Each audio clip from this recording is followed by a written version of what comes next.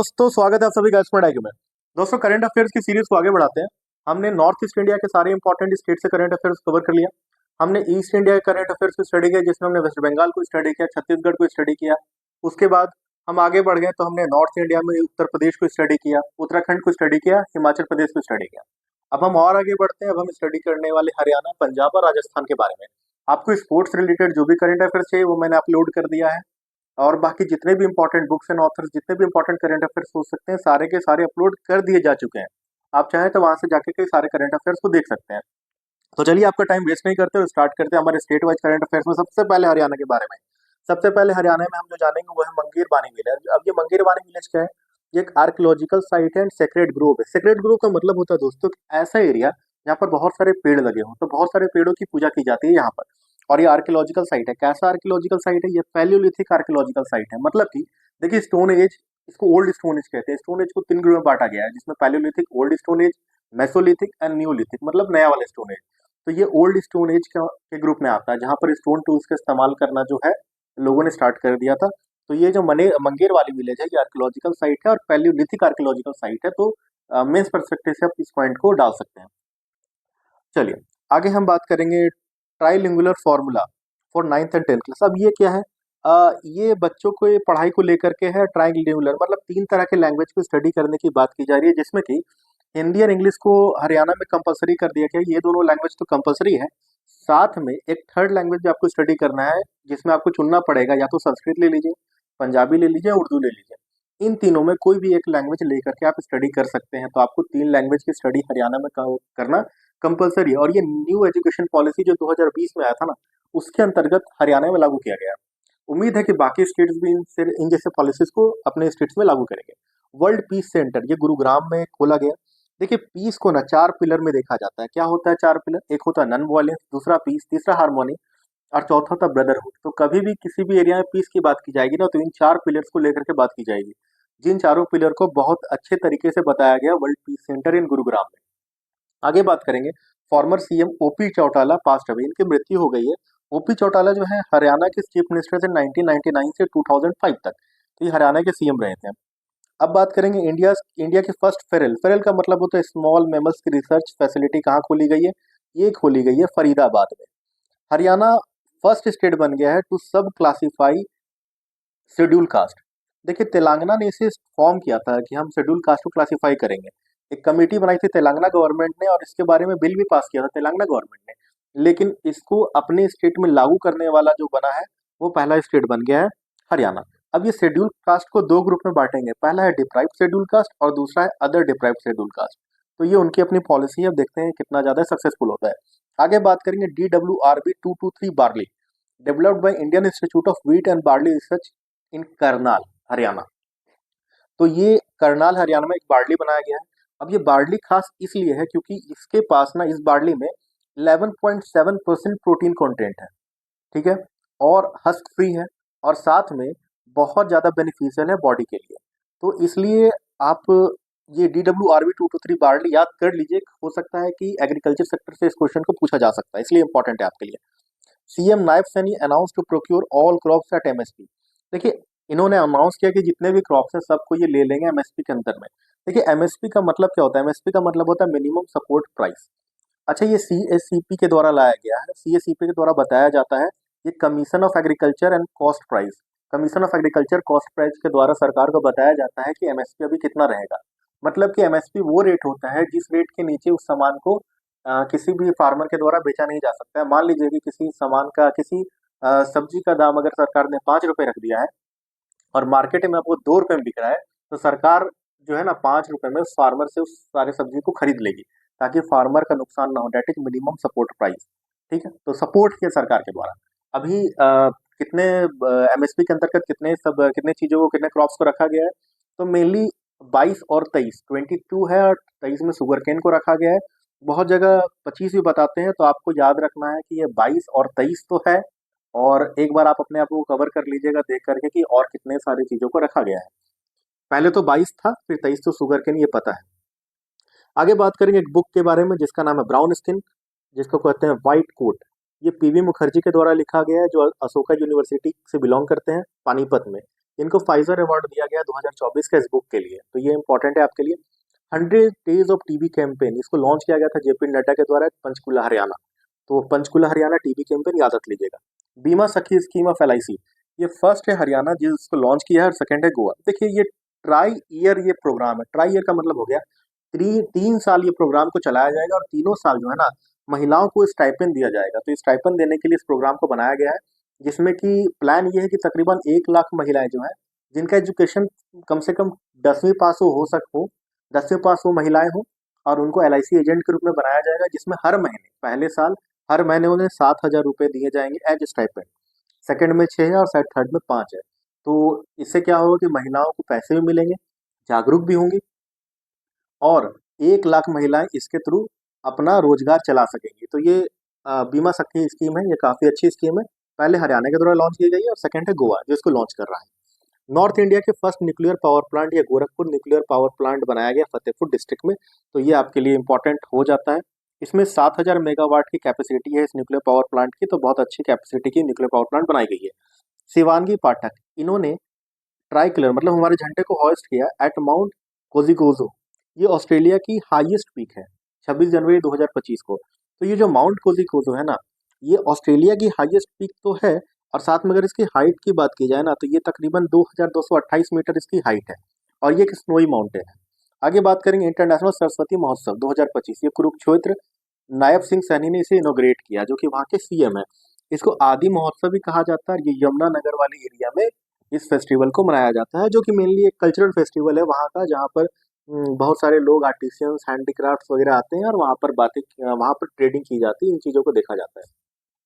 आगे बात करेंगे समर्थ 2025, ये जो है मनेसर बिजनेस स्ट्रेटजी को लेकर किया गया है, आईआईसीए ने इसे लॉन्च किया है इनोवेटिव बिजनेस को लेकर के। देखा जाता है ना, जो बिजनेस जो है ना, जो बिजनेस फ्लॉप हो रहे हैं, जो डिग्रेड हो रहे हैं, धीरे धीरे घटते जा रहे हैं ना, उन बिजनेस में स्टूडेंट्स वगैरह को ले जाया जाता है, ताकि उनके कुछ इनोवेटिव आइडियाज अगर हेल्प करें तो किस तरीके से हेल्प कर सकते हैं। इसीलिए सामर्थ्य 2025 मनेसर बिजनेस स्ट्रेटजी को लेकर के बनाया गया। आगे बात करें कॉन्फ्रेंस ऑफ यूएलबीस, यूएलबीस का मतलब क्या हो गया, अर्बन लोकल बॉडीज। तो अर्बन लोकल बॉडीज के चेयरपर्सन की कॉन्फ्रेंस की गई मनेसर, ओम बिरला ने इनोग्रेट की। अब ये क्यों किया गया था, ये इसलिए किया गया था ये देखने के लिए कि अर्बन लोकल बॉडीज का जो है क्या रोल हो सकता है हमारे संविधान को और ज़्यादा स्ट्रेंथन करने के लिए, डेमोक्रेसी को और ज़्यादा स्ट्रेंथन करने के लिए, डिसेंट्रलाइजेशन को और ज़्यादा बढ़ावा देने के लिए। तो इन सारे चीज़ों को देखने के लिए जो है ना, अर्बन लोकल बॉडीज बहुत इंपॉर्टेंट होती है हमारे लिए। तो अर्बन लोकल बॉडीज डिसेंट्रलाइजेशन का एक बहुत इंपॉर्टेंट जड़ है, एक बहुत इंपॉर्टेंट पिलर है। तो इसको लेकर के कॉन्फ्रेंस ऑफ यूएलबीज किया गया था। आगे बात करेंगे इंडिया फर्स्ट कॉन्स्टिट्यूशन म्यूजियम कहाँ पर खोला गया, ये खोला गया चिंतल यूनिवर्सिटी सोनीपत में, ओम बिरला ने इसे इनोग्रेट किया। आगे बात करेंगे 5,000 year old water management system को डिस्कवर किया गया है राखीगढ़ी की हड़प्पन साइट में। तो राखीगढ़ी की हड़प्पन साइट में जो है 5,000 ईयर वाटर मैनेजमेंट सिस्टम देखा गया। अब ये राखीगढ़ी हमेशा से इंपॉर्टेंट रहा है, जब भी हम हड़प्पन सिविलाइजेशन को पढ़ते हैं तो राखीगढ़ी के बारे में पढ़ते ही हैं। साथ में यहाँ पर एक सूखी हुई चौटांग नदी भी खोजी गई है, ये स्पेशल पॉइंट है, आप इसे याद रख लीजिएगा। चौटांग नदी भी देखी गई है यहाँ पर, जिसके थ्रू वाटर सप्लाई की जाती थी बहुत एरिया में, तो ये भी यहाँ पर देखा गया है। डिपार्टमेंट ऑफ फ्यूचर हरियाणा में खोला गया। सारथी एक एआई चैटबॉट है फॉर सिटीजन मैनेजमेंट। अब ये सारथी है क्या, तो ये जो है ना मेनली ये हेल्प करेगा, जो है सिटीजन्स को हेल्प करेगा, ताकि वो गवर्नमेंट की नोटिफिकेशन को, सर्कुलर को, इन चीज़ों को गवर्नमेंट और सिटीजन्स तक पहुंचाने के लिए हेल्प करने वाला है एआई चैटबॉट। तो सारथी याद रखना है, एआई चैटबॉट। आगे बात करेंगे लोग संदीप आर्या के बारे में। इन्होंने 20,000 सूर्य नमस्कार किया है एट मोढेरा सन टेम्पल, जो कि गुजरात में है। तो मोढेरा के सन टेम्पल में, ये हरियाणा से बिलोंग करते हैं संदीप आर्या, तो इन्होंने 20,000 सूर्य नमस्कार किया at Modhera sun temple of Gujarat, और इनको America and London book of record में भी इनका नाम को दर्ज कर लिया गया, क्योंकि 20,000 सूर्य नमस्कार करके इन्होंने दिखाया है। Gati Shakti multi modal cargo terminal at Maruti Suzuki Manesar plant. तो ये गति Shakti multi modal cargo terminal जो है ना, इसकी कैपेसिटी इतनी है कि एक साल में 4.5 लाख व्हीकल को ये जो है ना एक साथ निकाली जा सकती है। तो इसके लिए गति Shakti multi modal cargo terminal बनाई गई है मारुति सुजुकी मनेसर प्लांट में। आरयू टैग, ये स्मार्ट विलेज सेंटर है, और ये जो है मंडोरा सोनीपत में खोला गया। देखिए आरयू टैग, आरयू सब याद रख सकते हैं, रूरल, तो रूरल टैग मेनली ये क्या है ना, ये ग्रास रूट लेवल टेक्नोलॉजी को दर्शाने के लिए है, ताकि ग्रास रूट लेवल पर जो लोग हैं ना वो एग्रीकल्चर में टेक्नोलॉजी का इस्तेमाल करें, वेस्ट मैनेजमेंट में टेक्नोलॉजी का इस्तेमाल करें, वाटर मैनेजमेंट टेक्नोलॉजी का इस्तेमाल करें। इसके लिए आरयू टैग स्मार्ट विलेज का सेंटर बनाया जा रहा है, जो कि मंडूरा सोनीपत से इनॉग्रेट किया गया था, सेंटर ये बनाया जा रहा है। तो ये मेंस में काफी इंपॉर्टेंट है, आप आरयू टैग के बारे में थोड़ा सा स्टडी कर लीजिएगा मेंस के आंसर राइटिंग में। तो RU tag smart village centre याद रखना आपको। गर्भ इनी दृष्टि, गर्भ आईएनआई दृष्टि, ये क्लिनिकल डेटा रेस्पिरेटरी है, लॉन्च किया गया फरीदाबाद। अब ये है क्या, तो आप नाम से गर्भ से याद समझ सकते हैं कि बच्चों को लेकर के होगा, माताओं को लेकर के होगा। तो ये जो ना मेनली मैटरनल हेल्थ को लेकर के है और चाइल्ड को लेकर के है, न्यूबॉर्न को लेकर के है। तो ये एक क्लिनिकल डाटा रेस्पिरेटरी को लॉन्च किया गया है रिपोजिटरी को फरीदाबाद में। तो मेनली मैटरनल हेल्थ को लेकर के और चाइल्ड हेल्थ को लेकर के इसे लॉन्च किया गया है। राकेश कादियान, इन्होंने एवरेस्ट को क्लाइम किया जो कि 8,848 मीटर है, और माउंट लोअर से 8,516 मीटर है। दोनों का क्लाइम किया 2 दिन के अंदर। अभी 2 दिन के अंदर कैसे किया पता नहीं, लेकिन इन्होंने लगातार 2 माउंटेन रेंजेस को क्लाइम किया है और इनको London book of world records में इनके नाम को दर्ज कर दिया गया है। तो यहाँ से हम दोस्तों हरियाणा के सारे इंपॉर्टेंट करंट अफेयर्स को कवर कर चुके हैं। अब हम बात करेंगे पंजाब के बारे में। तो चलिए पंजाब में सबसे पहले बात करेंगे प्रोजेक्ट हिफाजत। ये violence against women and children, तो बच्चों के लिए और महिलाओं के लिए जो उनके उनके ऊपर जो कुछ वायलेंस की जाती है उनको लेकर के प्रोजेक्ट हिफाजत लॉन्च किया गया पंजाब गवर्नमेंट द्वारा। नवाब सिंह कमेटी जो है फार्मर इशू को लेकर के, जो कि शंभू बॉर्डर में जो है ना, पंजाब और हरियाणा वाले बॉर्डर में जो शंभू बॉर्डर है जो दिल्ली से लगता है ना, वहां पर बहुत ज्यादा जो फार्मर प्रोटेस्ट चल रहा था ना, उस फार्मर प्रोटेस्ट को देखने के लिए, समझने के लिए, लोगों के डिमांड्स को जानने के लिए, उसके बारे में निष्कर्ष निकालने के लिए नवाब सिंह कमेटी का गठन सुप्रीम कोर्ट के द्वारा किया गया। ये भी हाई कोर्ट और सुप्रीम कोर्ट के वहाँ के चीफ जस्टिस और सुप्रीम कोर्ट के जज रह चुके हैं, इनके द्वारा कमेटी गठन की गई है इनके ऊपर। उद्योग क्रांति, इंडस्ट्रियल डेवलपमेंट को नाम से उद्योग क्रांति, तो इंडस्ट्रियल डेवलपमेंट लॉन्च किया गया पंजाब गवर्नमेंट के द्वारा। इंडिया फर्स्ट वुडन गुरुद्वारा, ये खास है, ठीक है, फाजिल्का में इंडिया की पहली वुडन गुरुद्वारा है। देखिए वुडन गुरुद्वारा श्री नानक निवास के रूप में इसको बोला जा रहा है, और ये देवदार की लकड़ी से बनाया गया इस वुडन गुरुद्वारा को। तो लकड़ी के बारे में भी जानकारी ले लीजिए, देवदार की लकड़ियों से बनाया जा रहा है इस गुरुद्वारा को। India first bio manufacturing institute brick नबी, ये मोहाली में खोला गया। तो बायो मैन्युफैक्चरिंग इंस्टीट्यूट भारत की जो पहली है वो ब्रिक नबी, ये मोहाली में खोली गई है। Development and promotion of the sports act 2024, ये पहला स्टेट बन गया है जो कि प्रमोशन ऑफ स्पोर्ट्स एक्ट बना है। अब ये क्या, इसके तहत देखिए क्या होगा ना, इसके तहत ये देखा जाएगा कि देखिए कभी कभी क्या होता है कि प्लेयर्स लोग के ऊपर कुछ एक्ट डोपिंग लग गया, ये लग गया, ताकि अगर कोई प्लेयर्स के ऊपर अगर गलत तरीके से उन पर आरोप लग गया तो उस आरोप का जल्दी से निपटारा हो सके। कोई प्रॉब्लम है स्पोर्ट्स के प्लेयर्स को तो उनका निपटारा जल्दी हो सके, उनकी मदद की जा सके, उनको हर तरीके से हेल्प किया जा सके। इसके लिए development and promotion of the sports act 2024 Punjab सरकार के द्वारा लाया गया, और हर स्टेट को लाना चाहिए, झारखंड में भी लाना चाहिए, जहाँ पर इतने सारे स्पोर्ट्स के प्लेयर हैं तो वहां पर भी ऐसे promotion of the sports act 2024 मतलब promotion of the sports act लाना जरूरी है। आगे बात करें केप सिन्हा, ये नालंदा से बिलोंग करते हैं, बिहार से, और इनको पंजाब का चीफ सेक्रेटरी बना दिया गया, इसलिए थोड़ा इंपॉर्टेंट है बीपीएससी परस्पेक्टिव से। आगे हम बात करेंगे तेजवीर सिंह के बारे में, ये यंगेस्ट है to climb Europe's highest peak mountain Elbrus. तो ये अब इनकी उम्र मात्र 6 साल है और ये एल्ब्रूस क्लाइम कर गए हैं। एल्ब्रूस खुद 5,642 मीटर का माउंटेन है, ठीक है, और ये माउंटेन खास इसलिए, ये आपकी ज्योग्राफी के लिए इम्पोर्टेंट, ये एक तरह का डोरमेंट वोल्केनो है, डोरमेंट एक्सटिंक्ट नहीं है, डोरमेंट वोल्केनो है ये। कोकेसम माउंटेन रेंजेस जो होता है ना, साउथ वेस्ट रसिया और जॉर्जिया के बॉर्डर पर एक माउंटेन रेंजेस है, कोकेसस माउंटेन रेंजेस, उस रेंजेस में पड़ता है एल्बरूस माउंटेन, जो कि डोरमेंट वोल्केनो है। इसकी हाइट भी अच्छी है, 5,642 मीटर इसकी हाइट है। इसको क्लाइम करने वाले ये यंगेस्ट बन चुके हैं, मात्र 6 साल में इन्होंने पहाड़ चढ़ लिया, वो भी एल्बरूस माउंटेन। तो ज्योग्राफी पर्सपेक्टिव से भी इंपॉर्टेंट है, एग्जामिनेशन पॉइंट ऑफ व्यू से इंपॉर्टेंट है। आगे हम बात करेंगे अब राजस्थान के बारे में। तो राजस्थान में सबसे पहले हम जानते हैं अमित शाह ने अनवील किया है एक 1100 केजी या फिर 11 फुट टॉल, 1100 केजी की मूर्ति है और 11 फुट इसकी हाइट है, सरदार पटेल जी की इन जोधपुर। तकरीबन 8 फीट की जो है ना एक पेडेस्टल पर इस मूर्ति को रखा गया है। तो सरदार वल्लभ भाई पटेल की तो बात ही अलग है, इनके बारे में तो जितना जानकारी लेना है जानकारी लेना चाहिए हमें। एक बहुत ही अलग तरीके की शख्सियत थे ये, भारत को यूनिफाई करने में इनका कितना बड़ा रोल है, हैदराबाद को यूनिफाई करने में इनका कितना बड़ा रोल है, हम सभी जानते हैं। आगे हम बात करेंगे राजस्थान में 33% रिजर्वेशन पुलिस वाले वर्ग में रख दिया गया महिलाओं के लिए। Highest number of rail station with solar plants, तो सोलर प्लांट के मदद से जो स्टेशन में सोलर प्लांट लगाने वाले में सबसे नंबर 1 पर आ जाता है Rajasthan. Railway net zero emission की जो पॉलिसी है ना रेलवे की, कि हर स्टेशन पर हम सोलर पैनल को लगा देंगे, तो उसके लिए ये है। अच्छा, झारखंड में गिरिडीह जो है ना वो सोलर सिटी है, ठीक है। तो हाईएस्ट नंबर, अब सोलर की बात करेंगे तो हरियाणा भी आपको याद रखना है, गुरुग्राम याद रखना है। 2015 में नेशनल सोलर मिशन, जो सोलर मिशन जो है, ये इंटरनेशनल सोलर वाला जो पॉलिसी है, जो कि हमारे नरेंद्र मोदी जी और फ्रांस के मैक्रोन के द्वारा लाया गया है। इन चीज़ों को, बातों को आपको याद रखना है जब भी ऐसी बातें सामने आए तो ये खास है। तकरीबन अभी 275 स्टेशन वहाँ पर ऐसे हैं जिन पर सोलर स्टेशन लगा दिए गए हैं, और तकरीबन 204 मेगावाट की इलेक्ट्रिसिटी वो जनरेट कर पा रहा है। तो ये सारे पॉइंट्स आपको देख लेने हैं। एक्सरसाइज डेजर्ट हंट, ये ट्राई सर्विस एक्सरसाइज है, ये कंडक्ट किया गया है इंडियन एयरफोर्स के द्वारा जोधपुर में। अमित शाह ने इनोग्रेट किया एक डायलॉग जिसका नाम था self empowerment through inner awakening for defence personnel. ये मेनली ब्रह्मा कुमारी के साथ मिलकर के इसको स्टार्ट किया गया था, ताकि अ, आप समझ सकते हैं कि इनर अवेकनिंग, बहुत ज़्यादा हम डिप्रेशन में चले जाते हैं। बहुत सारा पर्सनल जब काम करते करते बहुत ज़्यादा एक वर्कलोड, हेक्टिक वर्कलोड लोगों को मिलता है।